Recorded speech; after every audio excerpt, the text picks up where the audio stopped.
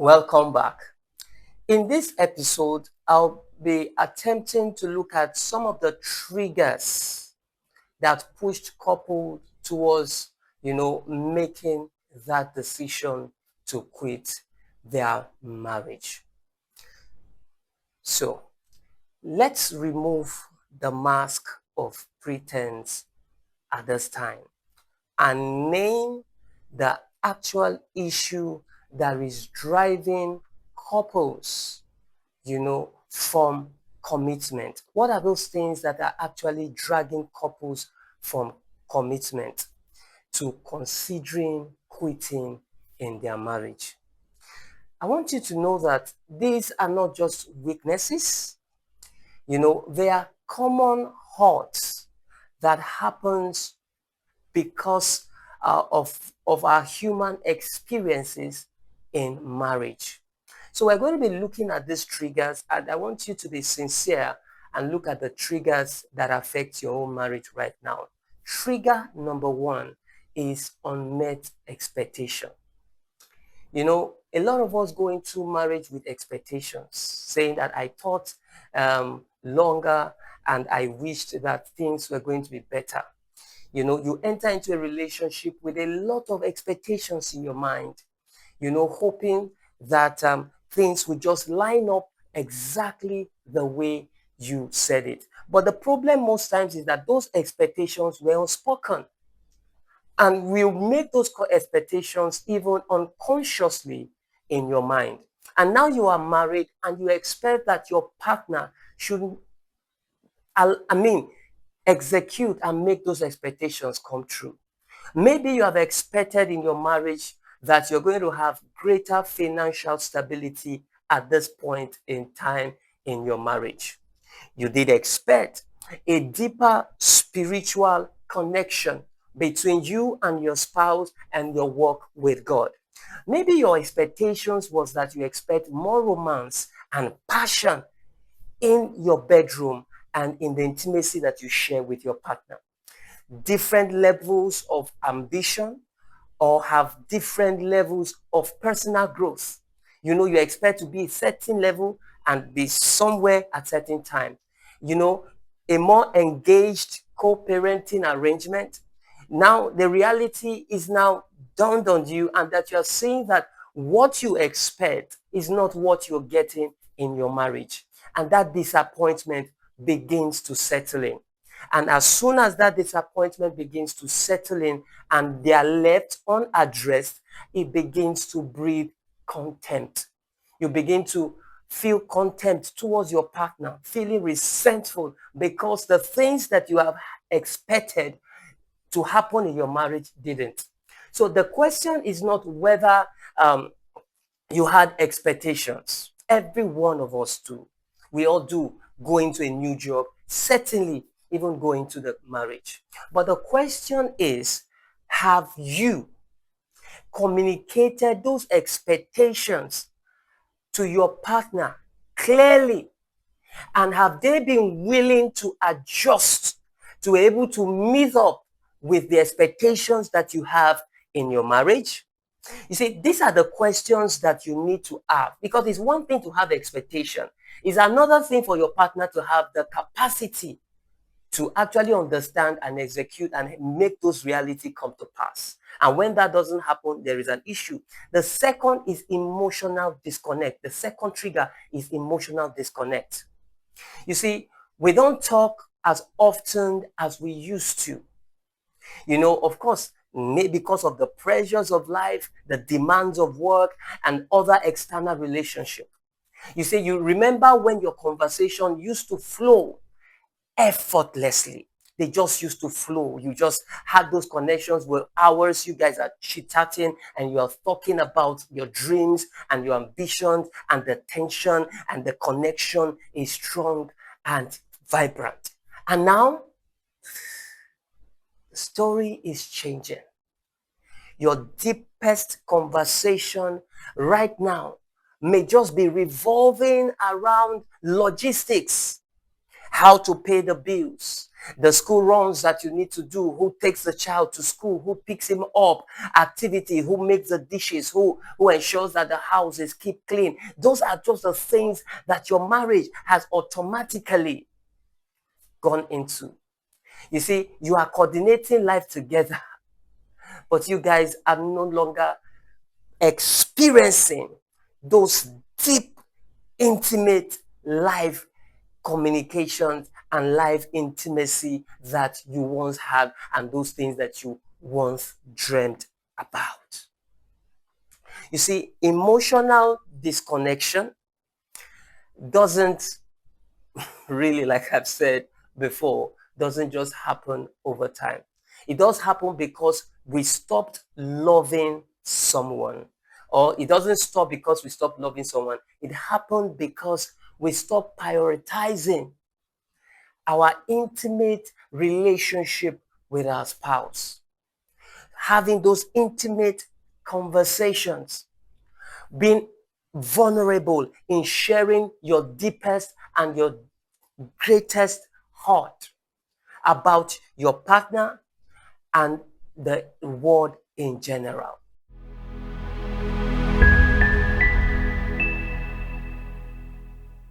Trigger number 3, unspoken forgiveness. I have said forgiveness to them, I've asked for their forgiveness, but actually, yes, they may have forgiven you, but they have not heard. This might be the most very passionate and very painful triggers that many people may have to quitting their relationship.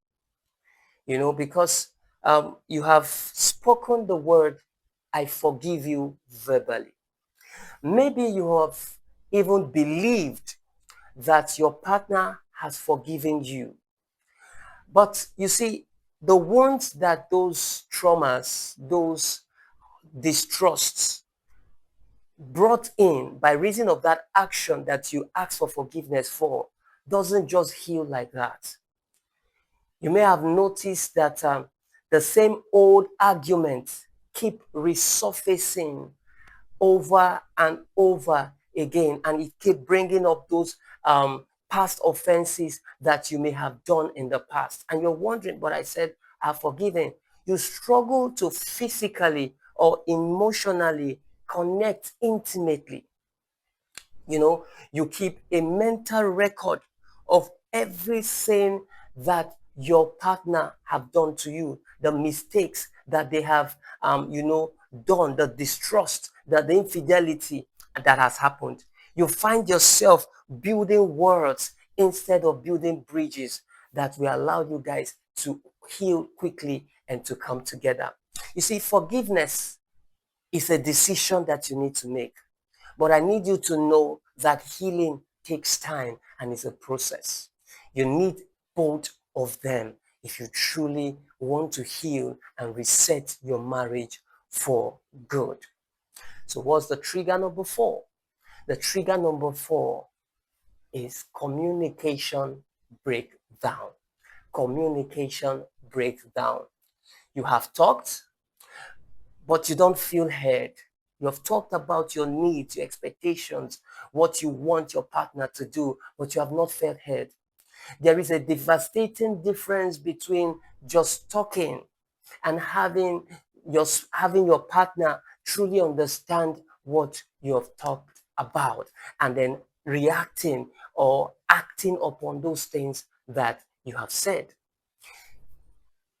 Many couples fill the air with words, but they fail to create genuine understanding. And that is the bedrock of communication, your ability to be understood, your ability to say things in a way that your partner understands it. So here are some of the common communication killers in our marriages, in our relationship. These are some of those killers. One, you are defensively listening. You are preparing your answer. You are preparing your rebuttal instead of just trying to connect and hear what your partner is truly saying to you and wants you to hear. He's talking, but you are looking for an excuse. Dismissive response. You say you are too sensitive. That is why you always read meaning out of this. No.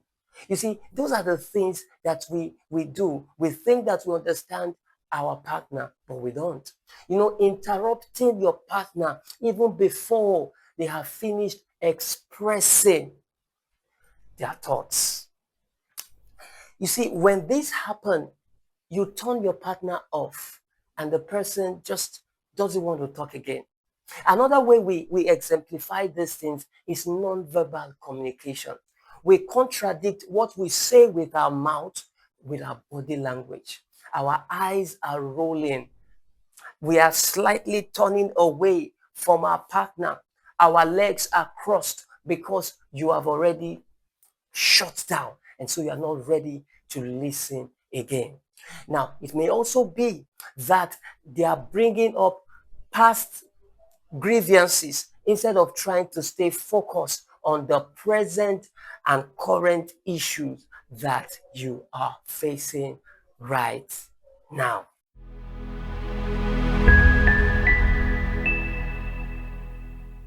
Trigger number 5, chaotic business. You see, we are running life together, but we are no longer friends. We are just busy of doing different activities, and most of those activities we are doing them separately. You see, you have become an expert in managing, your shared life by just coordinating, the calendar, dividing the house chores, the household things that need to be done, the bills, the responsibilities, teen parenting and all of that. But you are not efficient in as a team. You are not efficient as a team. So when was the last time, if I may ask you, when was the last time that you both truly laughed together until your both sides begins to hurt you?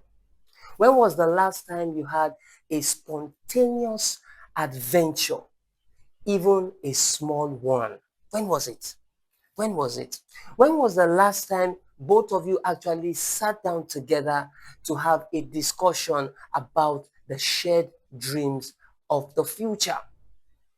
Or when was the last time you guys just simply enjoyed each other's company without having an agenda on the table? An agenda that you guys need to,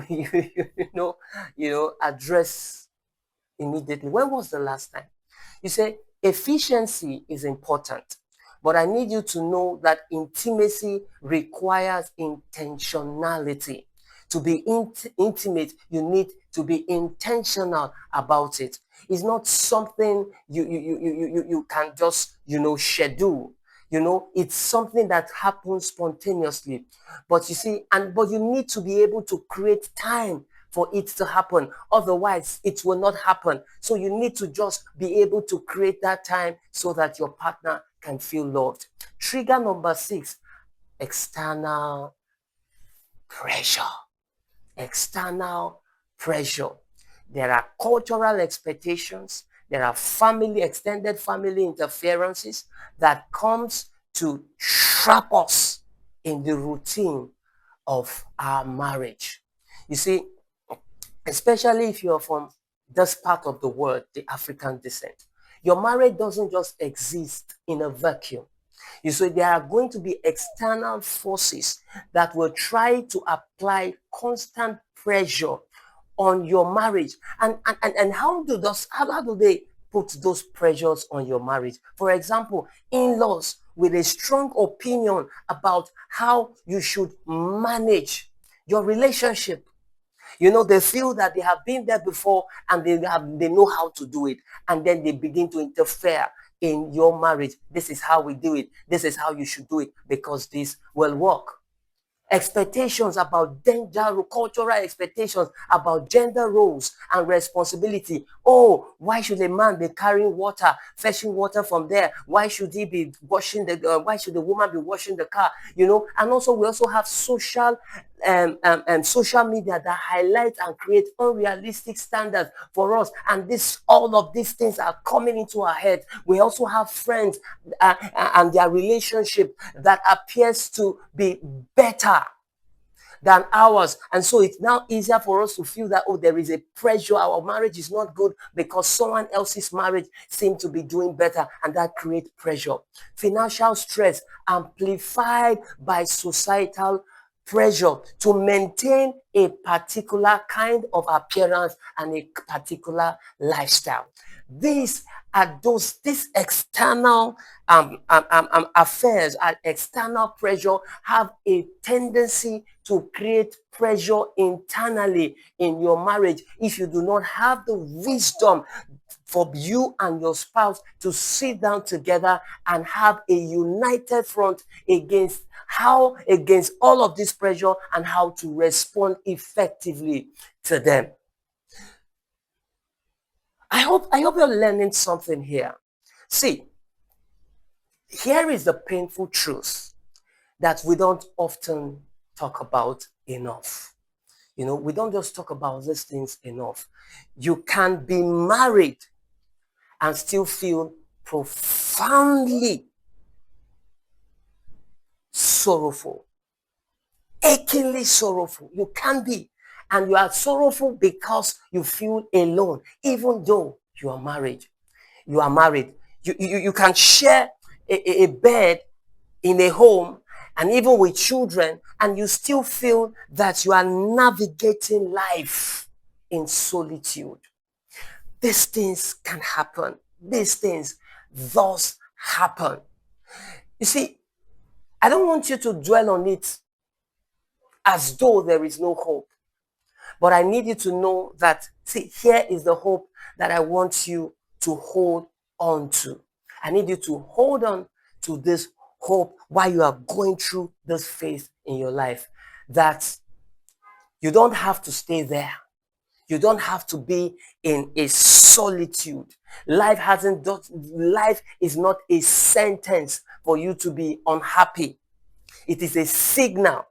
Yes, it's a painful one, but it's a signal that something is wrong somewhere and something needs to change, and that has to happen. That change needs to happen, and it needs to happen now. So you cannot just afford to just keep going around in cycle. You need to be intentional. And that is why I want you to not miss the next episode, because we'll be delving deep into these issues and how to come out of it. And I also want you to join growing communities of married couples who are intentionally working on their marriage and wanting it to strive and to reset and rekindle the love they once shared. So I want you to click on the link on the description to join our network on WhatsApp, and you'll be glad that you did. While I wait, remember, my name is Solomon Arasa. I'll see you on the next one. Thank you.